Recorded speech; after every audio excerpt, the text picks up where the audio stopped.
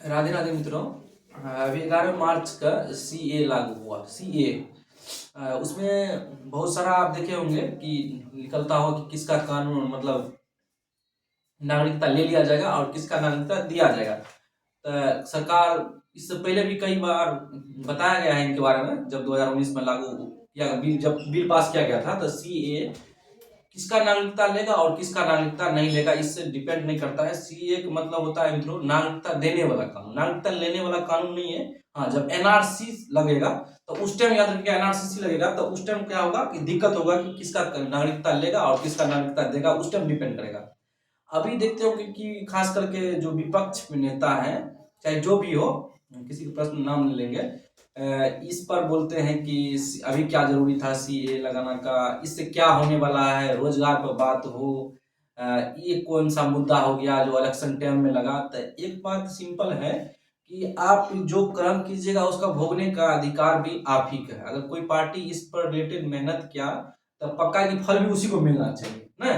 तो मजबूरी है कि जब लगाए भाई, मेहनत तो वही किए बीजेपी, तो उन वो इलेक्शन टाइम में लगाए तो उससे भी उतना नहीं होना चाहिए, खासकर विपक्ष वाले को।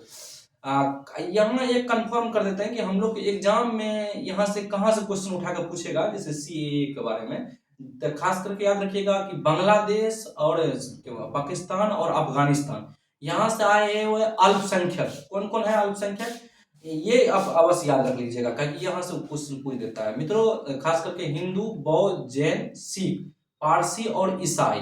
हिंदू, बौद्ध, जैन, सिख, पारसी और ईसाई बांग्लादेश, पाकिस्तान और अफगानिस्तान से जो आए हैं 2014 से पहले, किसी न किसी तरीका प्रताड़ित किया गया। पाकिस्तान में तो आप बहुत सारा धड़ल्ले से वीडियो देखे होंगे कि हिंदू लड़की के, सिख लड़की के जबरदस्ती उठा करके शादी कर लेता है और बहुत टॉर्चर किया जाता है वहां अल्पसंख्यक का। तो वहां से जो अल्पसंख्यक भाग का आया भारत, तो उन्हीं की नागरिकता सी एक तरह दिया जाएगा। अब आदमी इतना विद्रोह और इतना, इससे पहले देखे होंगे कि दिल्ली में कौन सा जगह था, शाहीन बाग जगह, शाहीन बाग में बहुत सारा आप देखे होंगे कि बड़ा रैली उली हुआ और वो पूरा धरना प्रदर्शन हुआ जो सीए को वापस लिया जाए। तो खास कर रखिएगा मित्रों कि उन जो जो पहले से यहाँ पर रह रहा है आजादी से पहले से, उनका इससे कोई लेना देना नहीं। उसका कानून चाहे वो कोई धर्म मजहब को मानते हैं, हिंदू हो, मुस्लिम हो, सिखाई हो, ईसाई हो, किसी का लेने वाला नहीं कानून है सीए। ठीक ना, इतना बात अब क्लियर हो गया।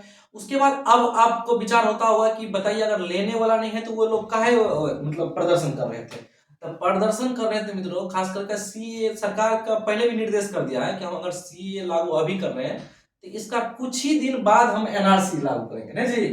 तो अब वह यहाँ किसी को दिक्कत नहीं है, अब वहां वो जब लागू होगा तब दिक्कत है। अब तब दिक्कत कैसे है बताते हैं आपको।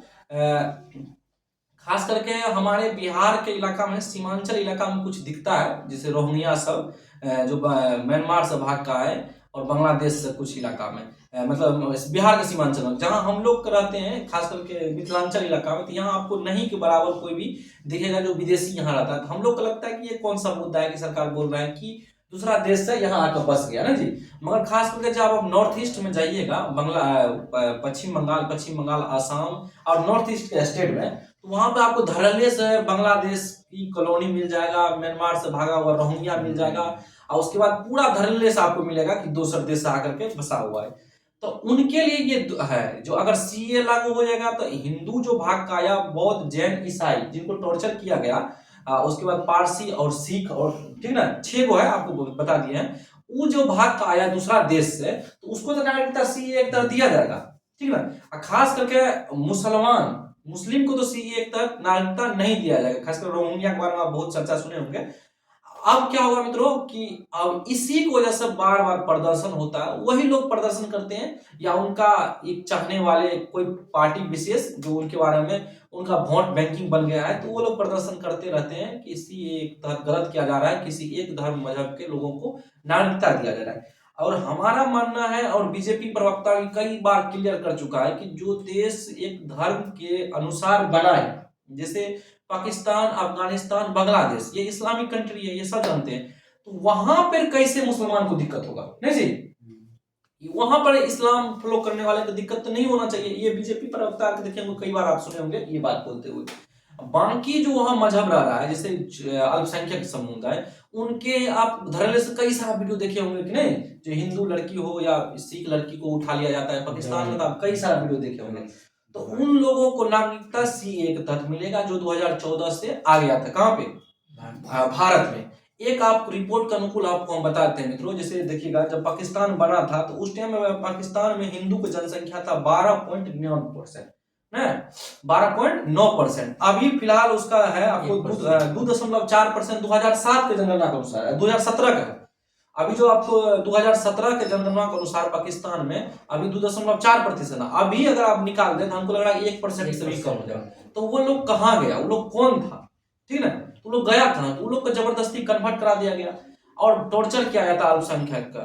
उसी तरह का आप अफगानिस्तान में तो ऐसा दरिंद्री हो रहा है अल्पसंख्यक के साथ, खास करके हिंदू, बौद्ध, सिख, जैन, ईसाई, पारसी, ये सब के साथ इतना टॉर्चर होता है कि आप वहां पे बोला जाता था जब अफगानिस्तान में कुछ टाइम पहले, जो वहां 7 लाख हिंदू रहा करता था, जी, सिख रहा करते थे।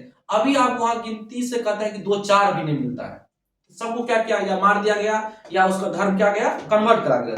तो अब मजबूरी है कि भाई जो पड़ोसी देश में हिंदू, जो इंडिया से बड़ा दूसरा देश जैसे बांग्लादेश, पाकिस्तान, अफगानिस्तान भी कहीं ना कहीं मतलब इंडिया के पार्ट ही है।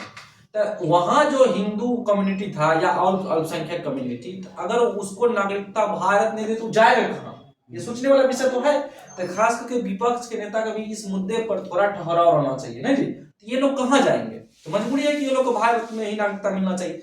अब किसी का मन है कि अगर रोहिंग्या भाग के आया है, बाकी और बांग्लादेशी भाग का आया है, श्रीलंका से आया है, तो उन लोगों को भी तो नागरिकता मिलना चाहिए। तो याद रखिएगा मित्रों, ये पहले इस कानून में ये नागरिकता लेने वाला कानून नहीं है सीए। हाँ, एनआरसी जब लागू होगा तो एनआरसी में दिक्कत है, ताकि जो यहाँ रह रहा है उसको दिक्कत नहीं है, जो पहले से जिसका बाप दादा 3 पीढ़ी 4 पीढ़ी, मतलब 3 पीढ़ी 4 पीढ़ी जो आजादी से पहले से है भारत में, उसके लिए कोई प्रॉब्लम नहीं है। हाँ, जो आप खास करके रोहिंग्या हो, बांग्लादेशी हो, उसके बाद जहां जहां से भटका हुआ गया, उन लोग को दिक्कत होगा, क्योंकि सीए के तहत हिंदू अल्पसंख्यक और जो है उसको तो भर लिया जाएगा ना जी। उसके बाद एनआरसी जब लागू होगा तो पहले से हिंदू अल्पसंख्यक को तो नागरिकता मिला रहेगा, जो दूसरा देश से भाग का है। उसमें छठ बचपन गया मुस्लिम समुदाय, तो उसको नागरिकता नहीं मिला सीए के तहत, तो हो सकता है कि एनआरसी के तहत उसको दिक्कत आएगा। मगर मजबूरी है मित्रों देश के भी आगे कि जरूरी है एनआरसी भी लागू होना का, कि अपने देश में कितना किस आबादी है, कौन इलीगल तरीका से लड़ा रहा है, कौन लीगल तरीका से लड़ा रहा है, उसको भी जानना जरूरी है। इससे पहले भी गृह मंत्री खुद ही भी बोल दिए हैं कि हम एनआरसी सीए के बाद एनआरसी लागू करेंगे, निश्चित होगा।